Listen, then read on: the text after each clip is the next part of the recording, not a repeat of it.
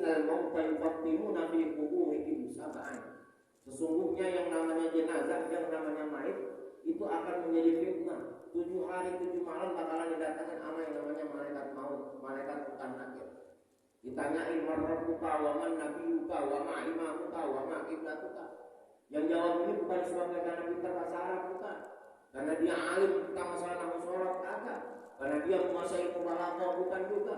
Dia ilmu ma'aninya jago, ilmu kalamnya jago, mantiknya jago, bukan karena itu, tapi karena apa? Karena amal perbuatan. Sekalipun kita di dunia nggak bisa bahasa Arab, misalnya bisa cuma bahasa Jawa doang, tapi kalau amal ibadah kita ketika ditanya oleh malaikat munkar nakir marrabuka wa man nabiyuka wa ma imamuka wa ma qiblatuka, bakalan kita bisa menjawab nanti ketika malaikat munkar nakir mendatangi kita di depan. Jadi bukan disebabkan karena dia mentang-mentang bisa bahasa Arab pasti nanti juga bakalan bisa ditanya malaikat. Nah, kan lihat amal perbuatannya dulu. Dia mah orang Arab pasti bisa ditanya malaikat, kagak juga. Mentang-mentang orang Arab mau tenang-tenang aja cuy. Karena apa? Aku mau orang Arab. Kan malaikatnya datang, kan cuma masuk kalau mana bisa. Itu juga bisa jawab. Itu kalau lu bisa jawab akan orang Arab, ntar gua minta sama saudara gua, minta apa? Minta contekan. Ntar kalau seandainya gua mati, lu tulisinnya di kertas, terus selipin dikaitkan, biar gua contekan ketika ditanya malaikat munkar dia, ya agak begitu. Nah iya. Cuma amal perbuatan kita yang akan menolong kita, yang akan membantu kita nanti di alam barzakh. Karena kita ini hidup, ya.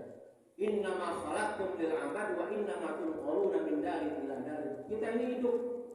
Kita itu diciptakan sama Allah hidup selama-lamanya. Pertama di alam lahir kita hidup enggak? Hidup.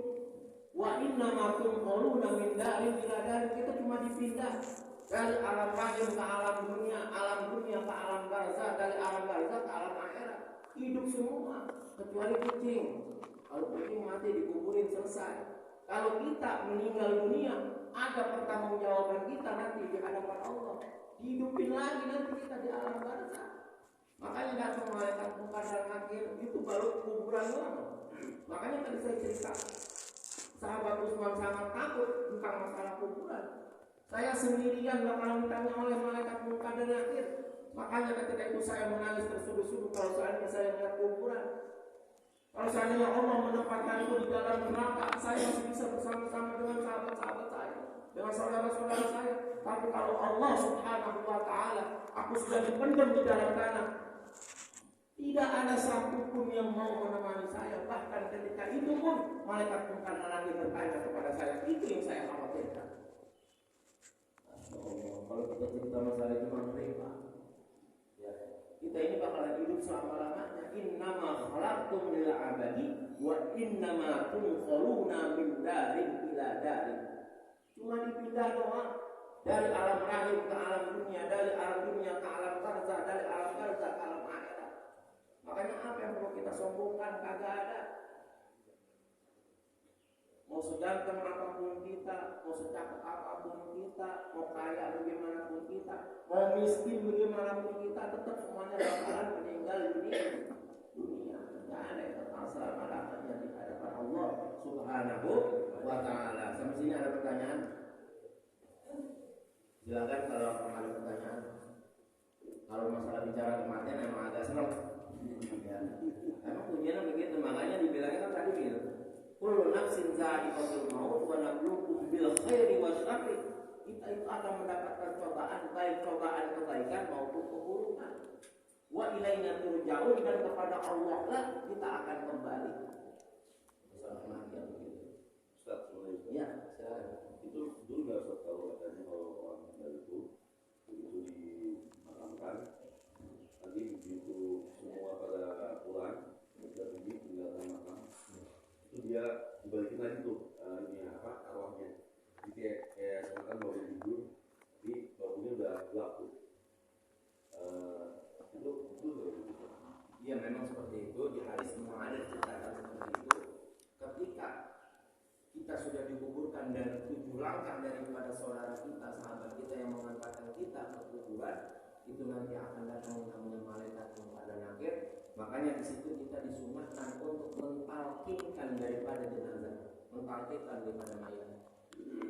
Jadi talqin itu biasanya ustaz atau siapa mentalkitkan ini jenazah, duduk posisinya menghadap kepada si jenazah. Orang-orang di sekitar ini jangan duduk, sunnahnya gitu, pada diri, masih tetap berdiri. Ketika itu ditalqinkan, ya fulan bin fulan akan datang kepadamu dua malaikat yaitu bernama Munkar dan Nakir, dan dia pun akan bertanya kepadamu ma rabbuka wa man nabiyuka wa ma imamuka wa ma qiblatuka. Maka jawablah dengan tegas, dengan tenang bahwa engkau itu adalah makhluk Allah dengan jawaban Allahu Rabbi wa Muhammad Rasulullah wa Quran kitabi. Jawab dengan tegas.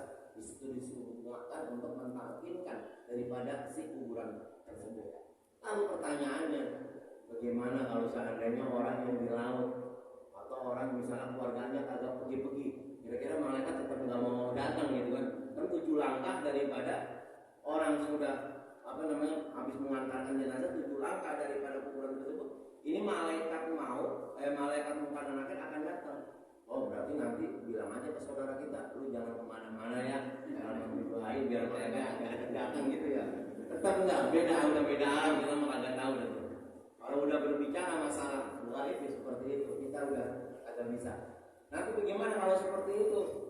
Dia kagak pulang-pulang, kagak balik-balik, dia nungguin aja itu di kuburan. Berarti kan malaikat Munkar dan Nakir datang kan begitu ya? Malaikat. Iya, ketakutan. Nah, kita udah nggak bisa berbicara. Apakah nanti tetap nggak didatengin atau bagaimana? Atau yang meninggal di laut, atau yang meninggal misalnya di mana nggak ketahuan itu rumahnya, atau bagaimana? Nah, itu udah masalah lain, kita udah